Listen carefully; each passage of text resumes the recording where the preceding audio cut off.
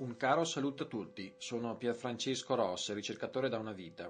Oggi voglio affrontare il tema delle droghe e il loro effetto e motivo di esistenza. Per fare questo mi servirò del dialogo tra me e me. Ascoltate e provate a sentire se questo ha senso per voi. Oggi vorrei farti una domanda. Sì, dimmi. Ma perché esistono le droghe? È una bella domanda, ma dobbiamo prima chiarire cosa intendi per droga. Dai, la droga è qualsiasi tipo di sostanza che a qualche livello distrugge il corpo e la psiche, che nella maggior parte dei casi crea dipendenza, crea una distorsione della realtà, ti fa entrare in mondi paradisiaci o eccitanti per qualche momento, al prezzo poi di sbatterti giù in un inferno fatto di dipendenza, malessere, distruzione del corpo, depressione, cadute psicotiche, per poi farti diventare uno schiavo, una larva e farti perdere il senso della realtà, della propria altrui dignità, del proprio valore. Sì, questo è quello che dice il pensiero comune, quello che hai sempre sentito da piccoli in modo terrorizzante, che deriva da sistemi di credenze e controllo sociale, che hanno il loro senso, ma che non danno una visione autentica e completa della questione. Ma spiegati meglio. La droga è la vita stessa. Ma cosa dici? Osserva bene. Con il termine droga potremmo radunare tutte quelle sostanze che in realtà alterano semplicemente la coscienza e la percezione. Chiediti, può una sostanza esterna indurre una sensazione o visione che non era già in te? Come può crearsi dal nulla in te qualcosa se questa non era già latente in te? Questo non è proprio possibile. In realtà una sensazione nasce in te in quanto il suo potenziale esisteva già in te, altrimenti non veniva in essere. Diciamo, ciò che tu definisci con il termine droghe sono sostanze che espandono diverse realtà di coscienza, tutte coesistenti in te. Ogni droga ha il suo carattere e quindi agirà su realtà diverse interiori della coscienza. Quindi in definitiva le droghe non fanno vedere qualcosa di irreale, semplicemente espandono realtà insite nella dimensione dell'essere umano. E da questo punto di vista ogni sostanza che altera la coscienza dovrebbe allora essere chiamata droga. Detto questo, è vero anche che ci sono droghe che io chiamo di piccolo potere e quelle di grande potere. Definizione che in parte dipende dalla sostanza, in parte dalla quantità e dal modo che si assume tale sostanza, ma tutte rientrano ad espandere la vita che è in te, quindi in fondo la droga è la vita stessa. Sì, ma allora vuoi dire che ascoltare della musica, ballare, mangiare, digiunare, respirare, dormire, fare sport, pregare o meditare, fare un bagno caldo, fare l'amore sono tutte droghe? Sì, in quanto alterano la coscienza e sono di piccolo potere, ma se usati in modo preciso o estremo diventano di grande potere. Vediamo, vuoi dire che se si ascolta una particolare musica con un particolare ritmo, se si balla in modo catartico, se si fanno digiuni prolungati o si mangiano cibi precisi in continuazione, se si respira in modo prolungato e ritmico, se si dorme poco, se si cammina a lungo o si fanno sport estremi, se si prega o medita di continuo, se si fanno saune sino al limite, se si fa l'amore con il giusto ritmo diventano droghe più forti? Sì, stai comprendendo, tutte le attività umane sono potenziali di alterazione della coscienza e se fatte con una precisa modalità e quantità, o talvolta in modo prolungato, possono portare a stati di coscienza paragonabili alle droghe che tu chiameresti pesanti. Entriamo allora nei grandi poteri. Puoi indurre il potere in diversi modi, ma ognuno risveglia quello che era già insito in te, lo ha semplicemente espanso. Sì, ma aspetta un attimo, ma le droghe pesanti saranno anche un potere, ma distruggono il corpo, la psiche, ti portano a inferni, non sono come la meditazione o la preghiera che possono sì portare a visione o alterazioni di coscienza, ma in modo del tutto naturale. E poi le droghe portano all'idolatria, alla dipendenza, la meditazione e preghiera o sistemi religiosi no. Un passo alla volta. Rispondo intanto alla tua seconda affermazione, la dipendenza e idolatria. Sei sicuro che il problema sia imputabile ad una via che contempla la sostanza o meno, o invece imputabile al modo che viene vissuta o gestita tale via? Molte religioni e le loro tecniche proposte, che tu definisci naturali, hanno creato e creano profonde dipendenze, così come molte religioni e le loro tecniche che potremmo definire indotte da sostanze, anche queste hanno creato e creano profonde dipendenze. E quindi? E quindi qualsiasi via che ti riporta a riscoprire chi sei tu veramente, a riconnetterti alla fonte della divinità che risiede in te, che ti ridà la tua integrazione, indipendenza e libertà, è una via corretta. Al contrario, qualsiasi via che ti lega ad un idolo esterno, che sia sostanza o un'icona o un profeta, facendoti perdere la connessione divina che è in te, non è una via corretta, crea dipendenza, dualismo e uscita dal centro. Detto questo, e dopo averti quindi risposto del vero effetto interiore delle così chiamate droghe, ho bisogno di chiarirti un'altra questione fondamentale, soprattutto rispetto alle cosiddette droghe pesanti. E cosa? Il grande problema è la decontestualizzazione moderna. Cosa intendi? Le droghe pesanti esistono dalla notte dei tempi. Ogni civiltà passata utilizzava droghe per un unico scopo, quello spirituale, come profonda cura dell'anima e del corpo, quindi il loro uso era di carattere spirituale e quindi medicinale. Ci sono molte tracce di questo utilizzo e questo è facile comprenderlo perché la maggior parte delle droghe che si usavano un tempo sono presenti in natura ancora oggi.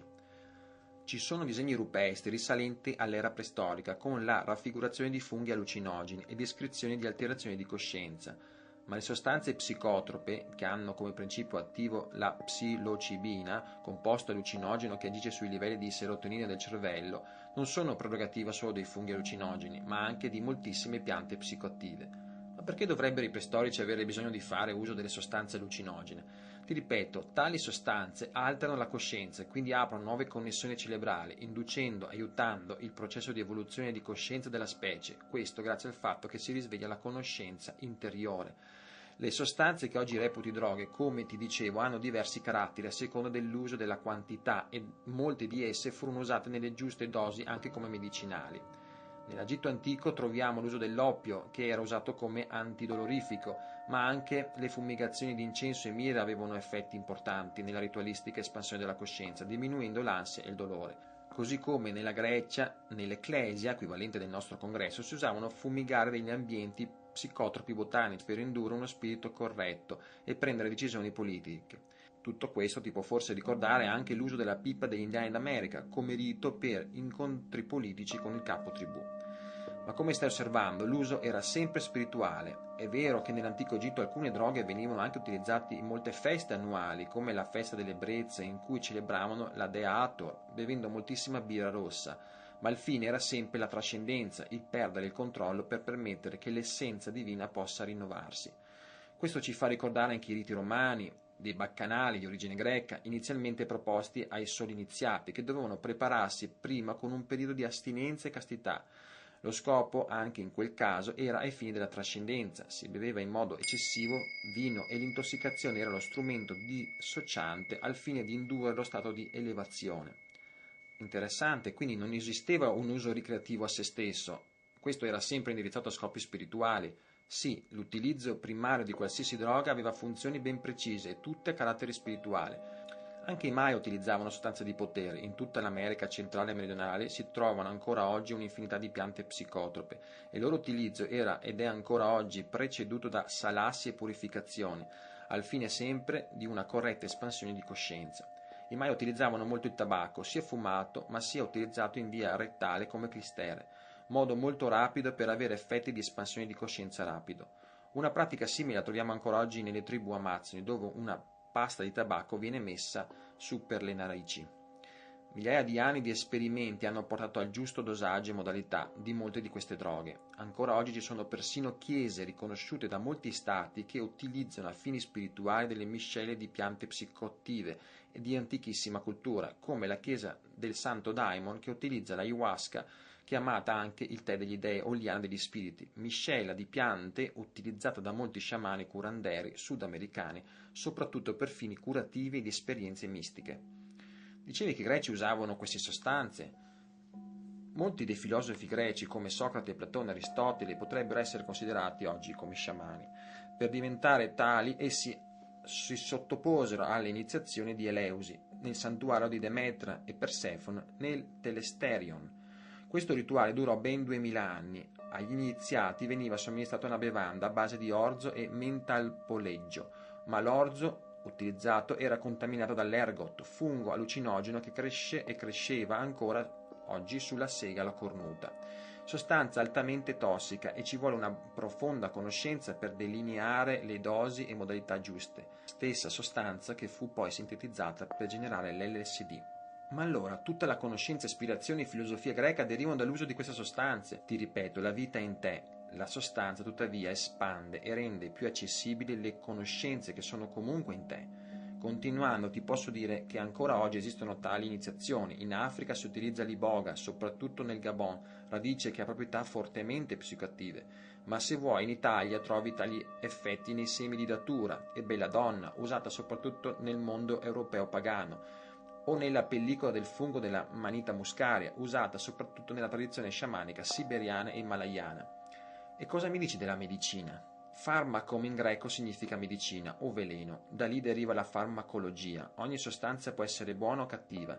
Pensa che molte delle sostanze psicoattive vengono ancora oggi usate con notevoli risultati sia nel campo psichiatrico che nel recupero della tossicodipendenza. Ma com'è possibile? Aumentando lo stato di coscienza e con il giusto recupero dei vuoti interiori, quando poi conosci chi sei veramente, non hai più bisogno di perderti. Ok, su questo concetto ci torniamo più tardi. Sì, la lista dell'uso spirituale delle cosiddette droghe è lunga.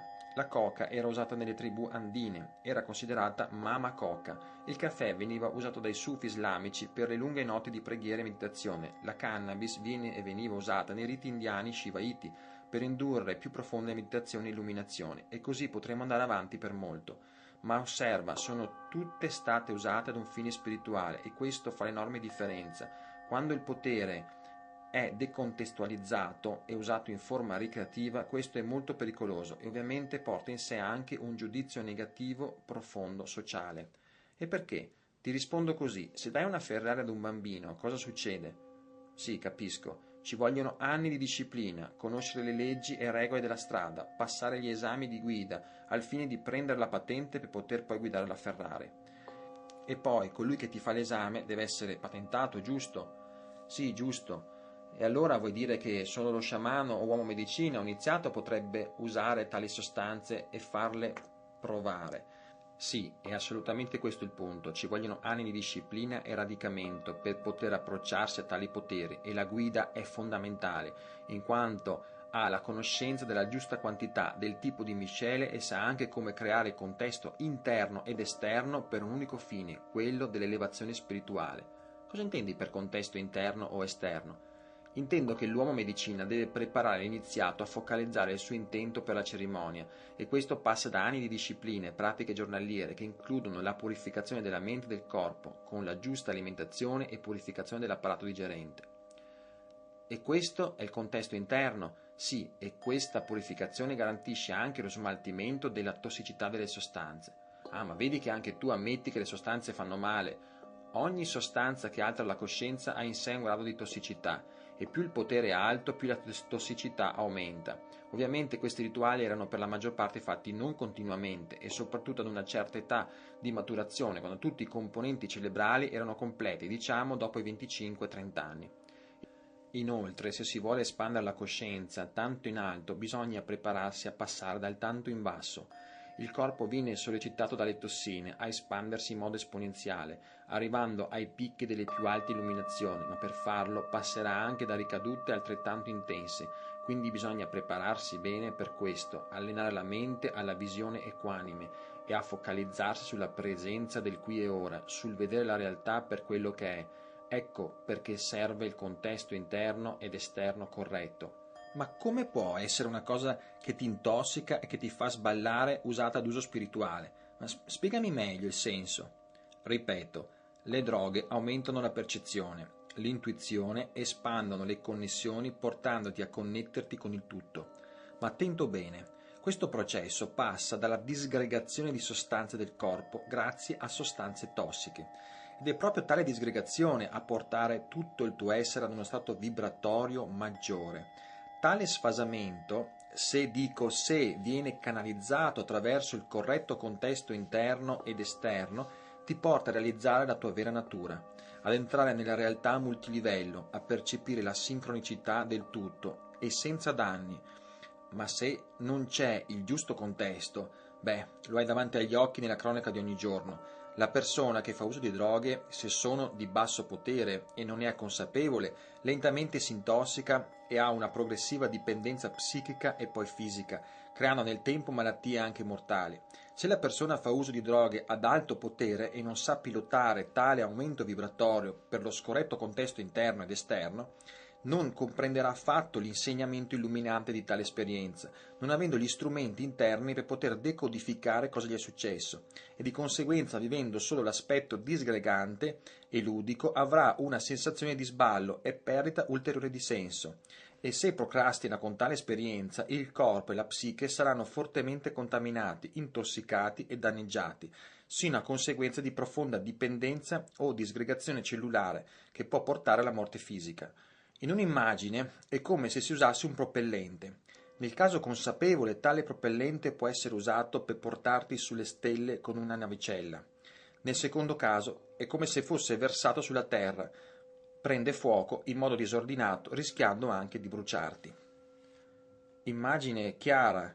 Mi è chiaro ora il contesto interno corretto, ma quando parli del contesto esterno corretto, a cosa ti riferisci?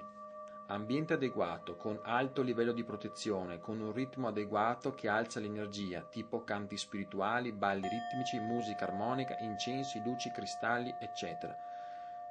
Quindi, ricapitolando, purificazione del corpo, giusta maturità, giusto lavoro corporeo, preparazione interiore mentale e contesto esteriore adeguato, giusta miscelazione e quantità e giusta ripetizione in funzione della capacità di autoregolazione per sostenere l'esperienza. Quindi, in una parola sola, giusta contestualizzazione e profonda conoscenza dei poteri. Sì, è proprio così. Questo sarebbe l'uso corretto delle droghe. Bisogna avere coscienza di quale meravigliosa opportunità possono dare. Non per niente vengono spesso nominati in antichità come i doni degli dei. Ma scusa, cosa mi dice allora di tutte quelle droghe sintetiche o comunque ci sono droghe come la cocaina che uccidono comunque? Non puoi dirmi che ogni droga sarebbe utilizzabile. Anche il veleno dei serpenti ti può uccidere o curare. Come hai potuto intuire, il problema moderno delle droghe sta nell'uso decontestualizzato che se ne fa, con scorretti dosaggi e preparazioni interiori ed esteriori nulle. Detto questo, non tutte le sostanze vanno bene per l'espansione di coscienza spirituale, è per questo che esistono gli uomini in medicina, in quanto escludono certe sostanze e miscele in favore di altre. Diciamo, possiamo classificare così in generale le droghe e il loro modo di utilizzo in due categorie, quelle egoiche e quelle introspettive. Quelle egoiche sono tutte quelle sostanze che riducono lo stress, che ti fanno sentire un leone pronto a tutto, che ti mettono in un mondo di ovatta. Queste sono le peggiori, in quanto non insegnano, ma anzi esaltano l'ego per poi, una volta finito l'effetto, ti tolgono il potere personale e ti creano profonde dipendenze. È il caso della cocaina in vena o molte di natura sintetica. Quelle introspettive sono tutte quelle invece che portano a espandere il mondo inconscio, che ti insegnano il senso della vita, facendoti passare da inferni del mondo interiore che ti sei creato, e per la maggior parte queste hanno sostanze psicoattive all'interno. Ma ti ripeto però, ancora prima di parlare del tipo di droga, bisogna considerare sempre che bisogna avere il giusto approccio interno ed esterno ed essere seguiti da un uomo medicina, perché il fine deve essere sempre di natura spirituale. In questo campo il fai da te è molto pericoloso. Ma scusa, ma non si può elevare la coscienza anche senza l'uso di droghe? Lo scopo antico e autentico delle sostanze di potere era ed è quello di portare l'iniziato a comprendere la sua vera natura divina, ma questo era solo ai fini di far ricordare che tale conoscenza era già insita in lui. Una volta arrivato a tale comprensione, spesso non c'era più bisogno di tale utilizzo di sostanze e tale comprensione poteva rimanere solo con la giusta disciplina giornaliera. E comunque le vie a tale risveglio sono tante e non tutte contemplano l'uso di sostanze di potere, ma sicuramente tutte le altre contemplano l'uso di pratiche che generano potere e che passano da una iniziazione e quindi attivazione del potere tramite rituali, giusto ritmo, pratiche fisiche adeguate. Come vedi, sono vie con effetti e scopo simili e entrambe sono rispettabili. Anche nel secondo caso delle vie cosiddette naturali, l'iniziato non aveva bisogno di essere continuamente iniziato. Una volta risvegliato gli bastava continuare con la disciplina. Ma in definitiva il punto è ricordare chi sei. Una volta risvegliato non è più importante il mezzo che usi. Tu saprai qual è il migliore per te. E questo può anche cambiare. Qualsiasi pratica farai dovrà essere in funzione di fissare sempre più tale comprensione sino alla sua stabilizzazione. Mamma mia, quindi ora ho uno scenario abbastanza inquietante. Mi chiedo, Che effetto allora hanno tutte quelle sostanze prese in discoteca, ad età giovanile, con il contesto interno dei peggiori, in quanto si cerca la disgregazione e lo sballo, con nessuna preparazione, con un contesto esterno dei peggiori, ritmo musicale disgregante, ambiente e compagnie disgreganti. Questo porta alla perdita di se stessi e l'effetto è l'opposto. Hai compreso bene, il potere non è per tutti. È come dare tante Ferrari a tutti per uso ricreativo. Cosa pensi succeda? Ma allora la soluzione non è la liberazione delle droghe e nemmeno la sua censura. Hai detto bene, la soluzione è prendere coscienza che i poteri sono poteri. Il fuoco può scaldare le pietanze e servire per cucinare, ma può anche bruciarti. Bisogna che la gente sia consapevole che sta usando poteri, che siano essi piccoli o grandi. Bisogna essere consapevoli, questo è il punto. Ma scusa, ma perché tutti ricercano allora lo sballo, l'evasione? Perché l'uomo in realtà sta cercando in quel modo l'oltre. In verità il drogato ha una sana pulsione alla ricerca. Egli vuole uscire dallo schematismo delle credenze imposte dai modelli culturali. Non per niente artisti come Van Gogh, Oscar Wilde, Allan Poe e Pablo Picasso usavano l'assenzio. Dickens usava l'oppio, Morrison il peyote, Ray Charles e Miles Davis l'eroina, e la lista dell'uso della marijuana è infinita. Molti artisti dunque facevano uso di sostanze che gli hanno permesso di avere una maggiore creatività e una visione più completa della realtà, ma non avendo la giusta autoregolazione e guida, la maggior parte di essi sono anche morti, completamente intossicati. Ma la tristezza è che non c'è una conoscenza adeguata del rischio e ancora peggio, il sistema accetta in fondo tale evasione con l'uso dei piccoli grandi poteri, in quanto le permette di bilanciare un sistema di controllo, produttività e ritmi per beni collettivi che sono spesso molto lontani rispetto ai beni che nutrono i più profondi bisogni della natura umana.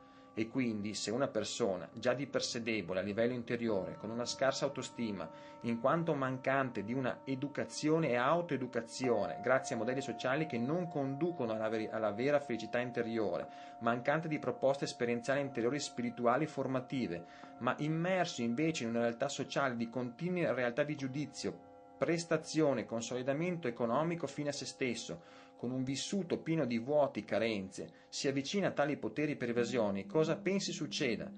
Il disastro, la disgregazione senza risoluzione, la perdita ulteriore di senso. Che storia, ma allora cosa dire ai giovani oggi?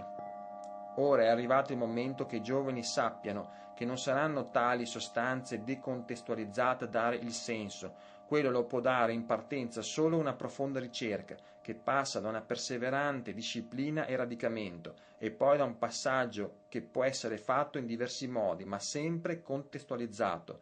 Per innalzarsi l'albero ha bisogno di profonde radici, altrimenti al primo vento si sradica.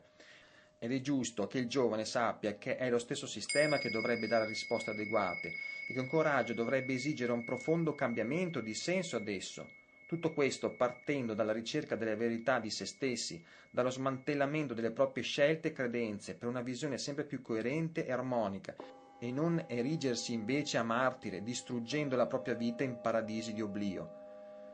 Però dai, lo sappiamo che tutto questo si lega anche a profondi interessi economici nella storia, che vanno dalla gestione delle case farmaceutiche a sistemi di controllo, e quindi come uscirne? Sì, lo so, la vita ha in sé sempre un dualismo, ma ricorda, solo tu puoi uscirne. La vita è immensa e ha le sue leggi. Ricerca, pratica in modo corretto, stabilizzati, trova il tuo centro e troverai le risposte per cavalcare i mondi senza distruggerti. In tal modo arriverai a generare amore e profonda felicità, e questo arriverà solo come risultato di una profonda disciplina interiore che ti porterà a raggiungere una visione equanime degli inferni e dei paradisi che l'illusione del reale ti donerà. A te la scelta, solo tu puoi darti o toglierti la felicità.